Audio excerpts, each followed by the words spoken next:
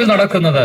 13 വയസ്സുള്ള പെൺകുഞ്ഞ് +2 കാരന്റെ കൂടെ അരുതാത്ത പ്രവൃത്തികൾ ചെയ്ത് ദുരുപയോഗം ചെയ്ത് നിലമ്പൂരിന്റെ മണ്ണിൽ അവളെ കൊന്നുകളയുവാൻ ഇടയായതും +2 കാരനാണ്.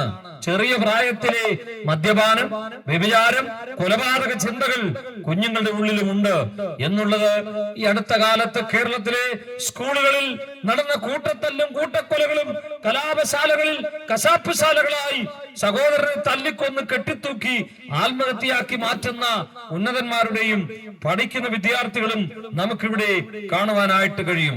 കേരളത്തിലെ ജയിലുകളിൽ നിലവിളികൾ ഉയരുകയാണ് പ്രിയരെ.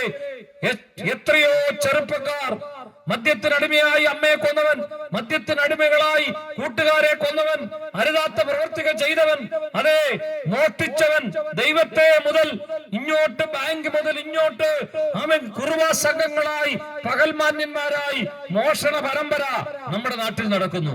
എന്തിനാണ് ഇത്രയും വലിയ വീട്, ഇത്രയും വലിയ ഗേറ്റ്, CC ക്യാമറ?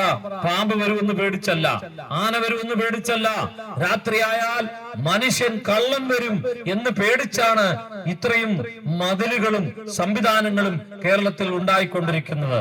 കേരളം ഭയത്തിന്റെ നിഴലിലാണ് പ്രിയരെ. സന്ധ്യയായാൽ കയറി വരുന്ന കുടിയനായ ഭർത്താവ് തല്ലിപ്പൊളിച്ച് പിള്ളാരെ കൊന്ന്, അതേ സ്ത്രീയെ ഉപദ്രവിച്ച് ഡൈവേഴ്സ്, വിവാഹമോചനം വർദ്ധിച്ചുകൊണ്ടിരിക്കുന്നു എന്നുള്ളതാണ് ഈ അടുത്ത കാലത്തെ കണക്കുകൾ വെളിവാക്കിക്കൊണ്ടിരിക്കുന്നത്. കേരളത്തിൽ ഇപ്പോൾ എന്തൊക്കെയാണുള്ളത്? വിവാഹമോചനം, മദ്യം, ലഹരി, ആമേൻ, അതിന്റെ വിപണനം, അതിന്റെ ഉപയോഗം, കൂട്ടത്തല്ല്, കൂട്ടക്കൊല, വംശഹത്യ, ഇതൊക്കെയാണ് സംഭവിച്ചുകൊണ്ടിരിക്കുന്നത്. നമുക്ക് മാതൃക പറയാൻ ഒരു കാലത്ത് ഞങ്ങളുടെ ശൈശവത്തിൽ മാതൃകാ പുരുഷന്മാരുണ്ടായിരുന്നു. രാഷ്ട്രീയത്തിലും മതത്തിലും മാതൃകാ പുരുഷന്മാരുണ്ടായിരുന്നു. എന്നാൽ ഇന്ന് മാതൃകയാക്കാൻ കൊള്ളാവുന്ന ഒരു മനുഷ്യനില്ല. സാംസ്കാരിക കേന്ദ്രങ്ങളിൽ വിവരദോഷികൾ വാഴുന്നു. ഉന്നത വിദ്യാഭ്യാസ മേഖലകളിൽ കൂട്ടിവായിക്കാൻ അറിയാത്തവർ അത് ഭരണം കൈയാളുന്നു.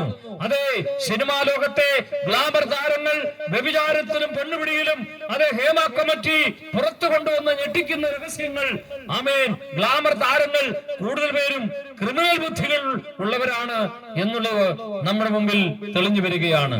മതത്തിലായാലും മോഷണവും മദ്യപാനവും എവിടെയും അതേ നടക്കുകയാണ്.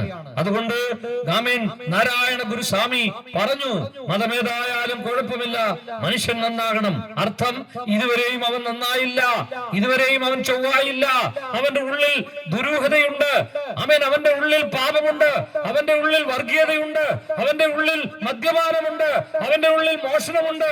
എന്തെല്ലാം മോഷണം? കിഡ്നി, മനുഷ്യന്റെ കിഡ്നി മോട്ടിക്കുന്നു, പെൺകുട്ടികളെ മോട്ടിക്കുന്നു, മനുഷ്യനെ മോട്ടിക്കുന്നു, ദൈവത്തെ മോട്ടിക്കുന്നു എന്ന് വേണ്ട, ബാങ്കുകൾ മോട്ടിക്കുന്നു. നിരപരാധികൾ ആത്മഹത്യയിലേക്ക് പോകുന്ന കിരാത ഭൂമിയായി ഈ കേരളം അധപ്പതിച്ചു എന്നുള്ളത് വസ്തുതയാണ് പ്രിയരെ.